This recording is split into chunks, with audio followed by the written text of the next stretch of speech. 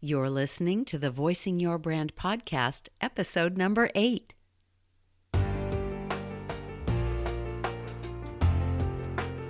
Welcome to Voicing Your Brand. I'm your host, Tammy Romani, and as a voiceover talent for more than 30 years, I've been a voice for many brands. But in today's digital marketing world, you've got to have your own voice for business. So now my mission is to help you learn how to use your voice for success by unlocking your authentic voice to tell your story and be heard. Are you ready? Welcome to the studio. I am super excited about my interview guest today because Keenya and I just have a history of less than probably 2 years, but in that time, I just see her blossoming so much and just helping so many people. And I'm super excited that she's joined us today to help you. Now, Keenya Kelly is an accomplished business executive, teacher, and inspirational speaker. She found her voice by writing and speaking about understanding your God-given purpose and living up to your fullest potential. She captures her audiences by conveying powerful lessons of overcoming fear, self-doubt, and divorce to creating successful six-figure businesses utilizing her gifts and her corporate background. Keenya is the CEO of If You Brand It, a branding and consulting firm in Houston, Texas, where she strategically helps business owners go from the formulation stage of a business to developing million-dollar brands. She believes that branding is what people say about you when you're not around. So we need to tell them what to say. Now listen, that's her official bio, but I'm also going to say that Keenya is a friend, she's a colleague, she's just one of my favorite people, and she just loves God with all of her heart. She loves people, and it is her life's mission to help you. So I'm super excited. Let's get started with this interview today. Okay, Keenya, I am beyond excited to talk to you today, and I'll tell you why. I was just looking at my Instagram messages that we've been sending back and forth, and apparently I messaged you not once, but twice and said, girl, this is gold. You've got to be a guest on my podcast. And then, okay, yeah, let's do that. And then, of course, like I forgot. And a week later, oh my gosh, this is so good. You need to be a guest on my podcast. So obviously, I've been watching you for a while. Keenya is a friend. She's a colleague.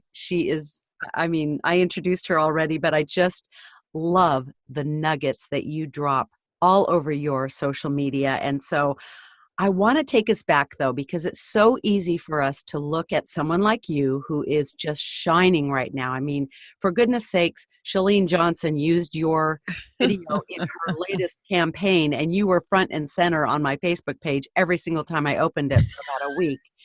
How hilarious was that? But you have been talking about a time when you felt like your voice had been silenced. And I just want to take people back to encourage them if they're feeling that way right now.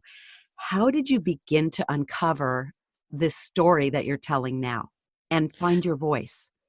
Yeah. So I'm super excited. I'm gonna try to maintain some of my excitement, but I'm so glad to be here. I know for me personally, I grew up. I'm the fourth of four girls, and I've always had this thing, like this energy, this talky, and I've always wanted to be an entrepreneur. I spent years in network marketing, which puts you on stages and things like that as you excel.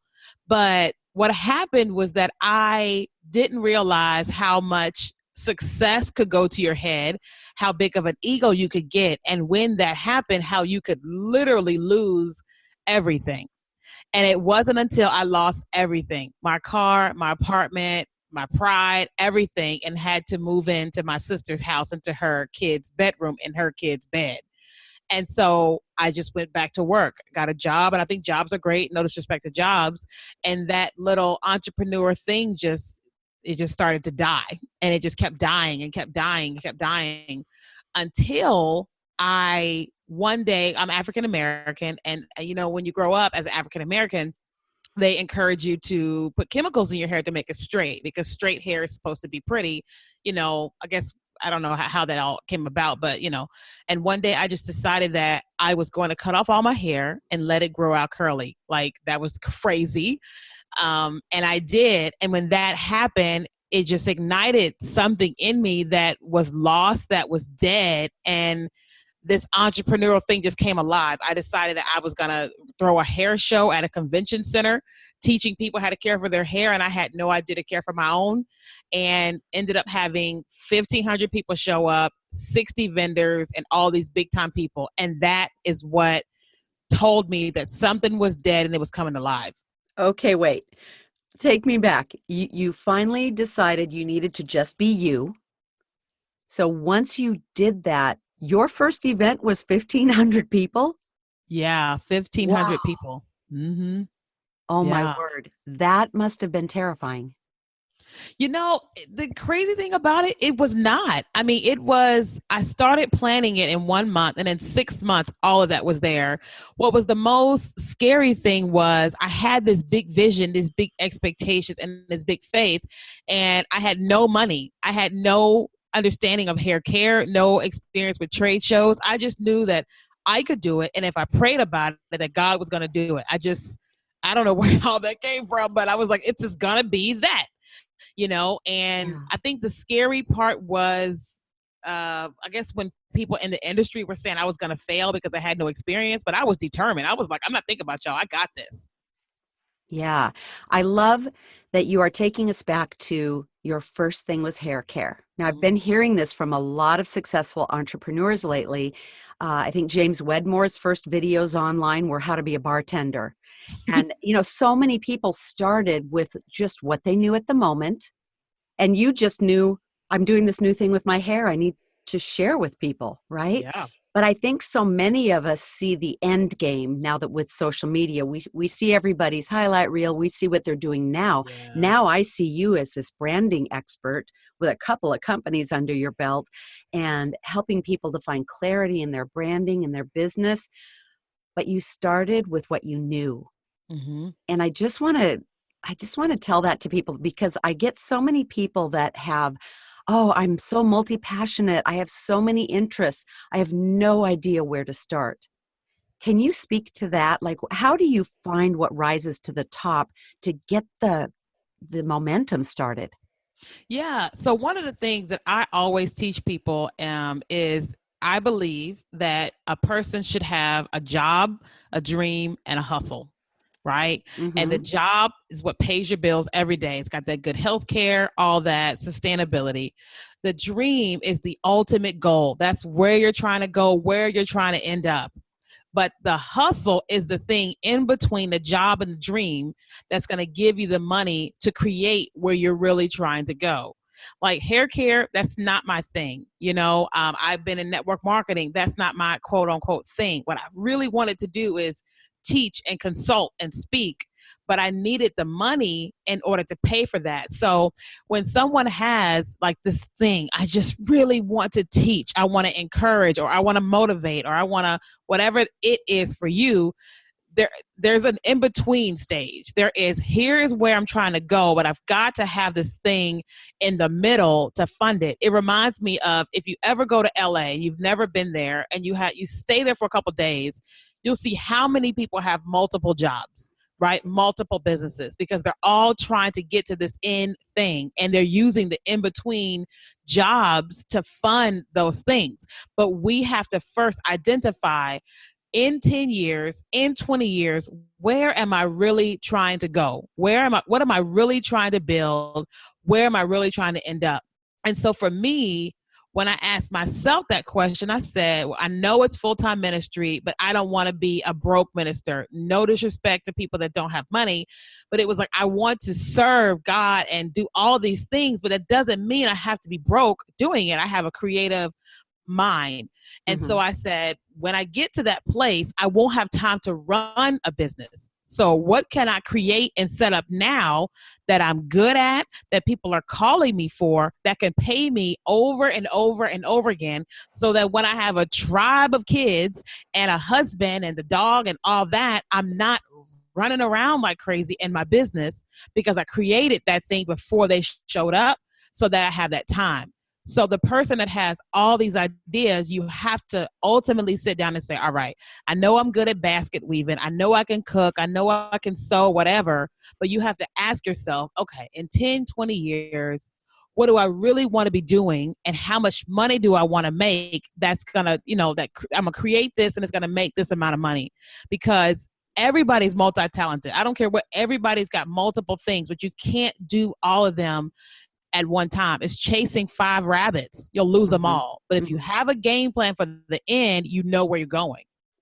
Yes, I was actually talking to a coach recently who pointed it out this way. She drew a picture of an island with a little palm tree on it, and she says, okay, this is your goal. This is Paradise Island. This is either your income goal or whatever it is. She said, what I see you doing is building bridges to that goal, but you're building a bridge and it goes halfway. And then you go, oh, now I need to do this other thing.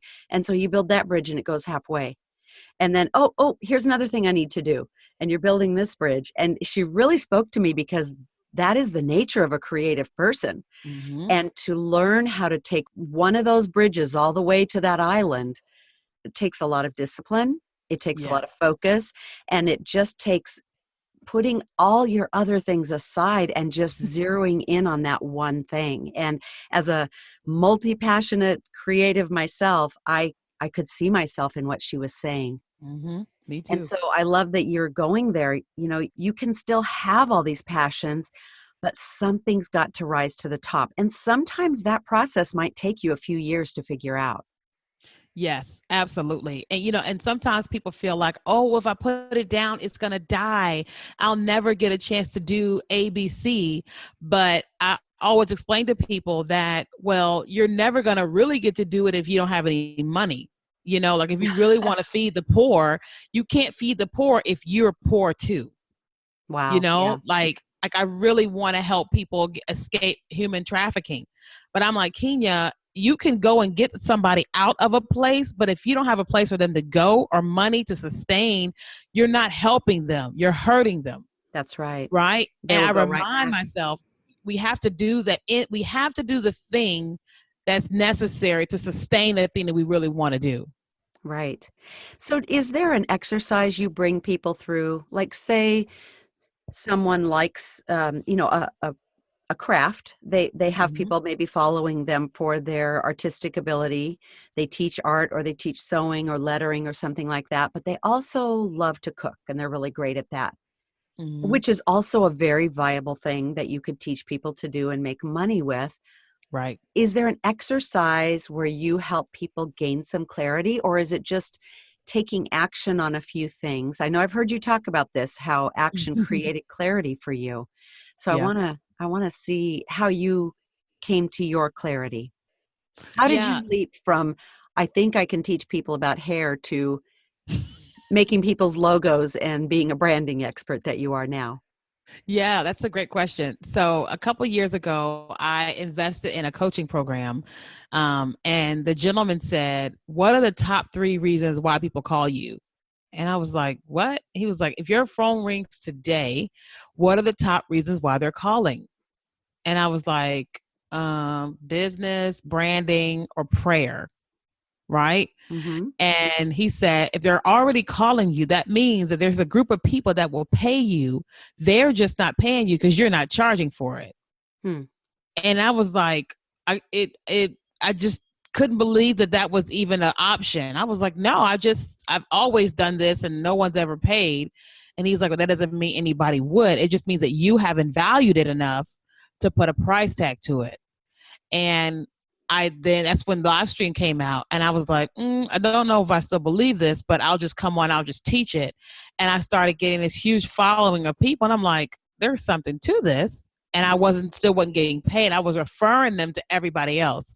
And it finally hit me, girl, you's crazy. You need to put a price tag on it because you're paying everybody else and they're not giving you any money, Mm-hmm. And so if that were me and I was walking through someone listened to the podcast, I would say, first of all, ask yourself, what are the top 3 reasons why people call you? Nope, they're Mm-hmm. not paying you for it right now. And your friends and family may never pay you for it because they're your friends and family. But the top three things is telling you this is the thing that you've got that everybody knows is valuable, right? And then you can choose one. It doesn't mean you choose that one forever, but you choose that one for a season and you run with it. Mm-hmm. But before you run, you take it and go, okay, I like to educate parents on how to take care of your kids or whatever, the single moms or whatever it may be.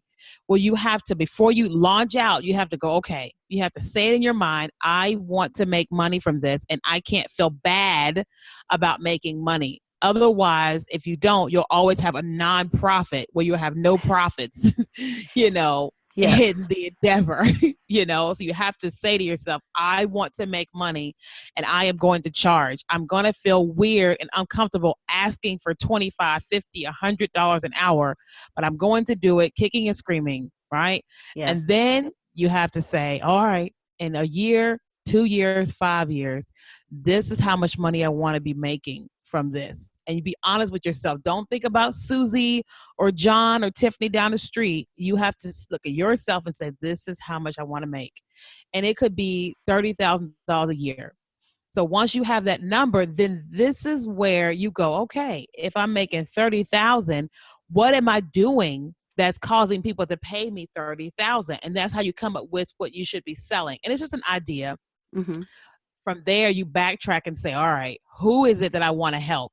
Because if you want to bring in $30,000 from products that are $100, you can't sell this to someone who has no money. You can't go and help the poor help you get to 30,000 because they don't have it. You can eventually start a nonprofit and help the poor, but your business, your endeavor has to bring in money. And so you have to target the group of people that can afford your product for the price that it's at to help you get to 30,000. And you can kill that and move on to the next thing 3 years later. Okay. That's exactly the process that I'm seeing so many people go through. And I thank you for explaining it that way, because when you look at your end goal, this is something that kept me paralyzed for a long time, is I knew what my end goal could be and probably should be. And I didn't spend enough time reverse engineering that to, oh, the beginning thing is I just need to start talking about this Mm-hmm. thing that I can help people with, this thing that people come to me for, which in my case is, how do I like my voice? Or the one incident that I think of the most is my one friend who had just written a book. She was a new author, and she said, I have this book agent who says I'm supposed to do Facebook Live, and I don't like that. I don't like doing that. I don't like my voice. I don't like how I sound. And really, she never needed vocal coaching or anything. She just needed action. And the more she did it, the more comfortable she got. Was that hard for you? When you said when live stream first came out, you were on there. Were you on Periscope at the time? Yes, The first yes. I had platform? yeah, they started out on, all my friends were on Periscope and I was like, this is stupid. Like, I don't get, what are y'all doing? And And they why just are people watching you just talk online, right? yes, I was like, what are y'all talking about? This is dumb. And they just kept on doing it. I kept getting their alerts. I'm like, there's something going on with this. And then I kept watching my friend Nicole, and I was like, wait a minute, she's pitching stuff. Are Mm, they buying? Like, what's going on? And finally, one day I said, let me just see what this is. And I went live on it because at that moment I was in network marketing. And so I was like, I just used to go live. And finally, I realized there's something going on here. I don't know what I'm doing, but I'm going to do this anyway and figure it out as I come. And I watched my network marketing team grow and my sales increase. wow. Just from being the person that people could come to for information. Yeah, Yeah. absolutely. As Yeah. scary as it was, yeah. Yeah. So I think both of us would say to people, you just have to do it. You just have to take action. And it's not about how you sound. I know you and I have joked back and forth about this, about your Yeah. voice and how you thought no one would like your voice. And I've heard it from so many people. And like I said, what I do to help people become more comfortable in their voice is not so much technique as it is taking action. And the more you do, the better you get. Right. And the more comfortable you are, the more relaxed you are, the more your voice sounds like you and is your authentic voice. But when you first start out, you might have a lot of tension. You might not sound like yourself. People will hear you and say, that didn't sound like me talking to you the other day on the phone. Well, yeah, there's all this tension and nervousness. How did you get beyond that, Kenya? Well, you know what? I just realized that I was gonna have to get past it. Like I didn't like how I looked on video. I didn't like how I sounded. But I kept saying to myself, but they on here making money. And as self-conscious as I feel, they on here making money. And I just kept Hmm. saying they are making money, and I was just like, Kinga, just put some makeup on and just do it and just do it. And I was so afraid. I remember when I started talking about my relationship with God, I was like, oh my God, all these pastors and preachers that I follow on Facebook are going to see this. They're going to judge me. I'm going to quote the scriptures wrong. Oh my God, and I was just like, I'm just going to do this. And if they're going to judge me, it's on them. Mm. I just kept having to say to myself, if I don't do this, I'm going to miss out on that quote unquote opportunity. Because every single time they always talk about getting ahead on Facebook or getting ahead with Apple or getting ahead with Microsoft. And I'm like, I don't know if this is the next that, but all I know is that here is something and I have to take the risk. I feel self-conscious. I feel like I'm going to fail. I feel like I'm going to fall out of my seat. I feel like I'm going to burp live on live stream, you know, but I was like, I have to at least try this because if I don't, I will kick myself and say, I wish I would have. And I kept saying Yes. it to myself. Yeah. Yes, you will. Yes. And I had to say that to myself too. And I will say that for over 30 years, I've been pretty much talking to myself in a padded room like this. And making the leap to putting a camera on myself was huge for me because of the same reasons you said. I really don't know anyone who isn't their own worst critic, Right. right? We are Mhm. all our own worst critics. And I had to tell myself this: when you're watching somebody go live, you're not saying, oh, look, they look heavy today, or boy, she really did her makeup wrong, or wow, I No, really wish they would have, put on a different top. Never, never. And no. no one is saying that about you. They are listening to the valuable information that you have to share and to teach them.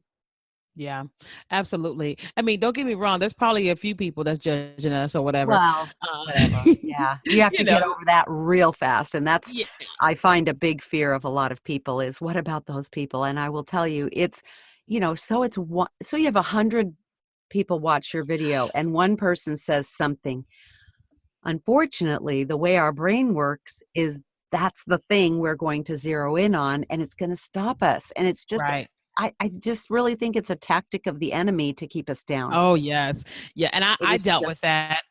I remember when I did a broadcast because I had gone through a divorce and it took me years to talk about it. But when I mm, finally talked about it, I had a graphic, I was promoting it, overcoming divorce. And it was my most watched Facebook Live. And it took me so long to do it because I was afraid that he was going to show up. I was oh, afraid yeah. that people from the past would come on and say crazy things, but I knew I had something to say. I knew I could encourage people and I didn't shame my ex-husband or anything, but I was so afraid. And finally I was just like, okay, I'm going to do this afraid, even though it could be catastrophic and nothing bad happened. I mean, I've got 2,000 something views on YouTube and still no one has said anything negative. Yeah. But we, don't get me wrong. Like I said, there's a potential of anything. There's potential of Oprah showing up. There's a potential of somebody saying something crazy. But at the end of the day, you still have to do it anyway. You still have to Hmm. feel the fear and do it anyway. You could, like I said, I could fall off the chair. I could burp. I could scream. Anything could happen. But what I was looking at more than anything was, here's all the negative, but what's the positive that could come out of this? And I just did it. And most people, once you do it the first time, you realize, oh, it's not so bad. And then you do the next one and the next one. It's just hitting that live button the first time, and you'll Yeah. realize there's more people for you than are against you. Oh, absolutely. And I do think most people most people are encouragers and they like to see the human side of Yes. us. As a matter of Yes. fact, lately there's a new trend on Instagram stories where some people are putting more produced videos on there, and I click right past those because I Mm-hmm. don't feel like it's their true self. It's their Mm-hmm. edited self. But if Yes. you just, turn the camera on yourself for 15 seconds, and I do want to say Instagram is a great place to practice that because it's only saved for 24 hours in your story. How many people Yes. can see it? I mean, what harm Yes. can it be? Do you Yes. have a favorite social media platform? You've kind of, I don't know if you've left Periscope behind or if you're still doing all of them, but what one has really risen to the top for you to give you great engagement and results? Yeah. So for the first 2 years of my business, and it still is Facebook. I find that because with Facebook, I have an agency, and so I'm always selling something with links. So when I'm live on Facebook, I have my links. People can comment, they can share, they can click and buy, and I find a lot of results there. But I have found myself spending a lot more time on Instagram. Hmm. I still do my live streams on Facebook, but I'll spend a lot of time on Instagram stories because I can share those 15-second clips as you're talking about, give little nuggets that go away. I can see who's engaging because when people watch my videos, every day I go through and see who's liking, who's watching, who's doing what on my Instagram stories. And even when I ask questions, I can see what's all happening there. Now, I wish I had 10,000 followers where I could do the swipe up feature, Hmm. but I'm watching my numbers climb as a result, and I'm having more fun on Instagram because I'm very expressive, and I love all the GIFs, all the little funny little things you can do. And my audience just seems to really, really enjoy what I'm doing on stories. Yes. Yeah. Well, I love it. I never miss your stories because you drop so many knowledge bombs in the middle of your fun stuff. And here's what I'm doing, to get you for even 45 or 60 seconds of a teaching moment, Yeah. you seem to plan that in every day, even if it's just your voice. I will say that, we'll do another episode about social media and how to choose that, but I love Instagram for that reason, is that it's so versatile. And in 15, you can do almost anything for 15 seconds. Yes. 15 And seconds. even if it's you pointing the camera at a tree in your yard and just talking, people can hear your voice and you've got Mhm. something to share and something to teach, Yeah, and you know? it's like what you said about the not having the perfect things on your stories or or on any of your posts.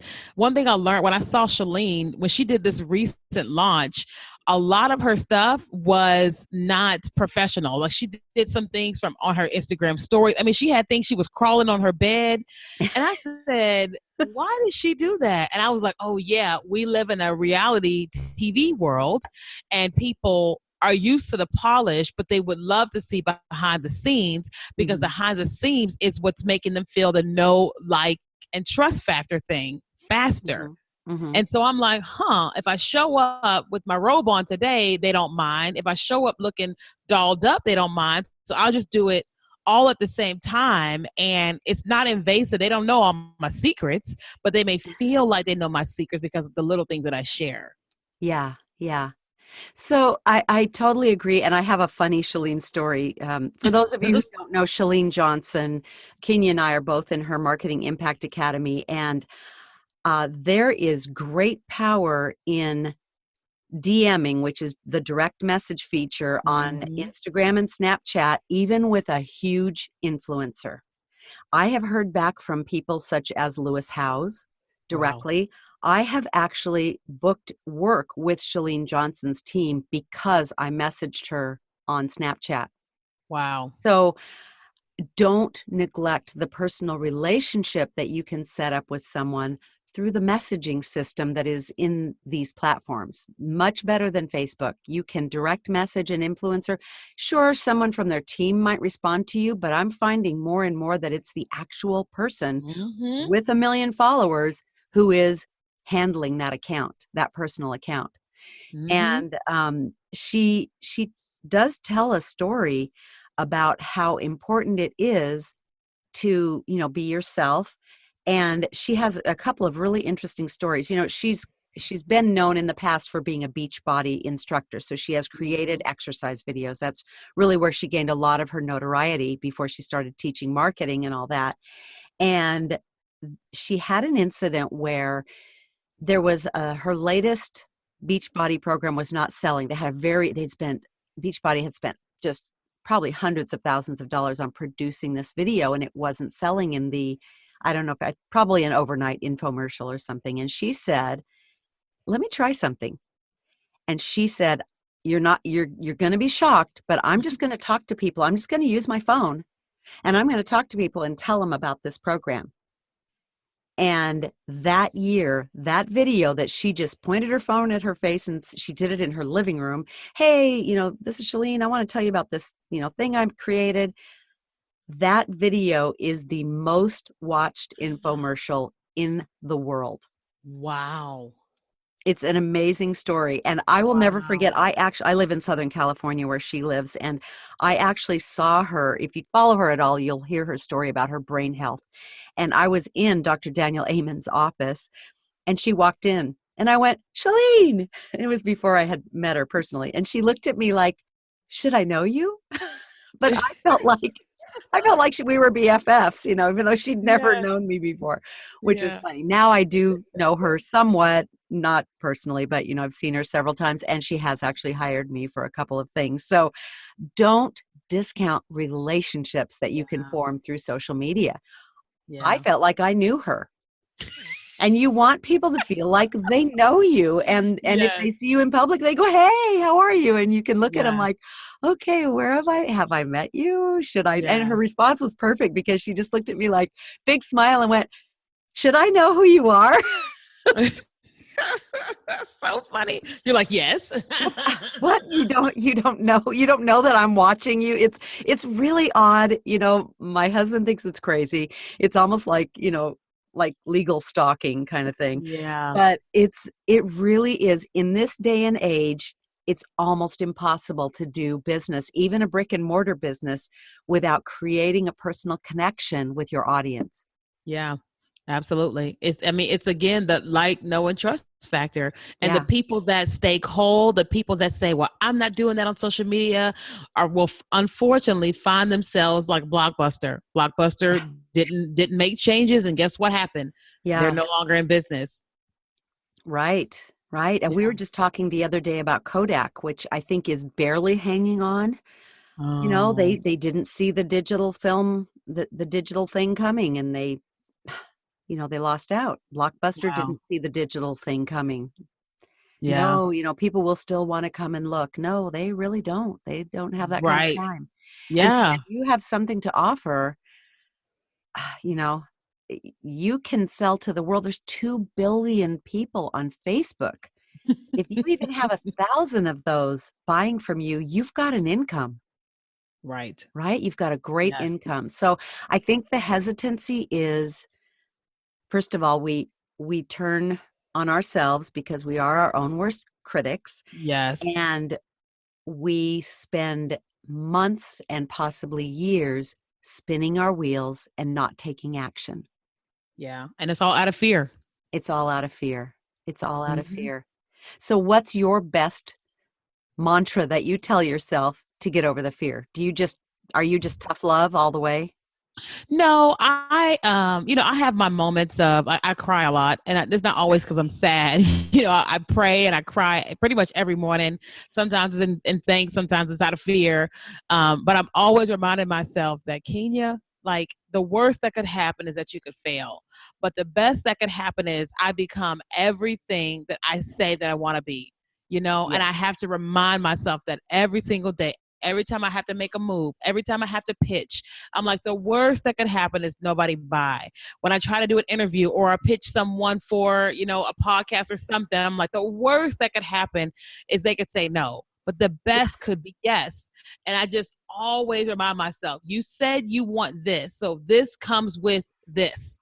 And I just do it. But I cry, I call friends, I call mentors, I'm bold and all that, but I still got my own fears. Mm-hmm. But I would rather risk it and fail than never try and fail automatically. Yes.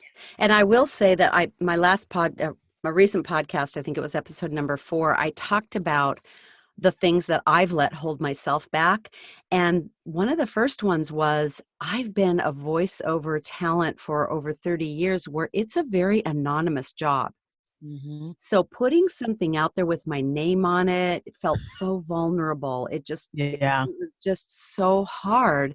But I will say that getting first into network marketing as my first foray into a public kind of a venue and talking about products that I love and really believing in a company, that was the beginning for me as well.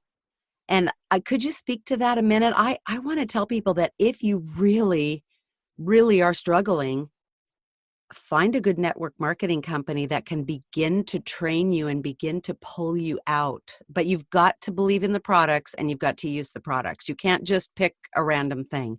It's got Right. to be something that connects personally to you, or no one will believe a word you're saying.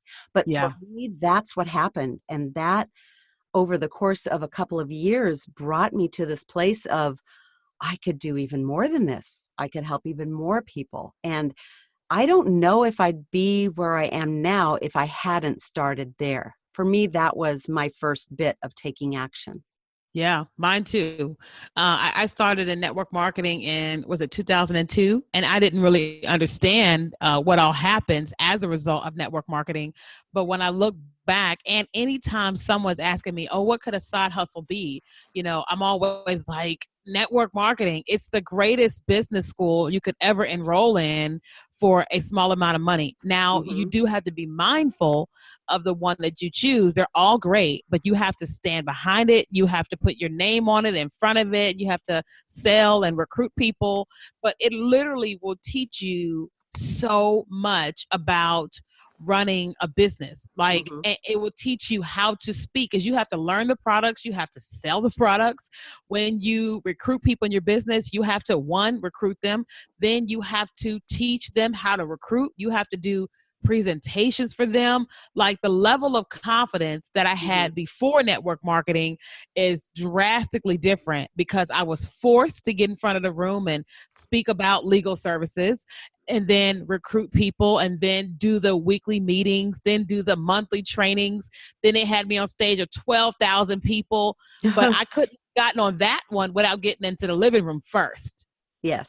And so Yes. going into live stream now, it wasn't necessarily easy at first, because I'm like, oh my God, what could happen? But it was easier because I started out in a place that was basically safe, because in network marketing you have someone that recruits you, someone's right there with you, they're teaching you this presentation, you go to the presentations and you learn all the everything. it I just feel like it's the greatest side hustle slash business school on the planet, and you barely invest. You won't invest 100,000. You won't invest 10,000, probably not even 5,000, Yeah. to get into a company, and you could make a lot of money and learn and become the powerhouse that you are and whatever you want to be in.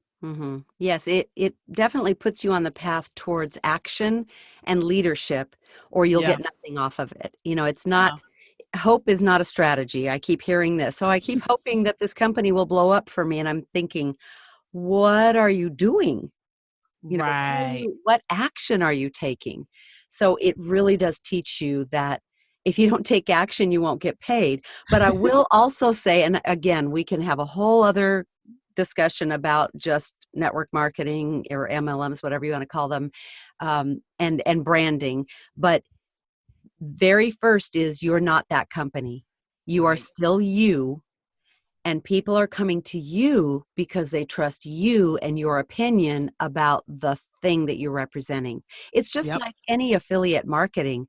I recently was an affiliate marketer for someone who has a Facebook program that I really believe in. I don't teach people how to make Facebook ads. I learn from her. So of course, it was very easy for me to talk about her and her brilliance and get paid for it. Right. So it's the same kind of a thing. People were believing on my recommendation that they could learn what they were hoping to learn from her. And that's how Right. affiliate marketing works. So truly, if you want to rename network marketing affiliate marketing, go ahead, because it's pretty Yes. much the same thing. Yes, absolutely. It's just you make a whole lot more money potentially in network marketing because now you Yeah. got the products, you got the team. It's like, Yeah. oh my God, it's amazing the amount of money you can make in network marketing. That's true. That's true.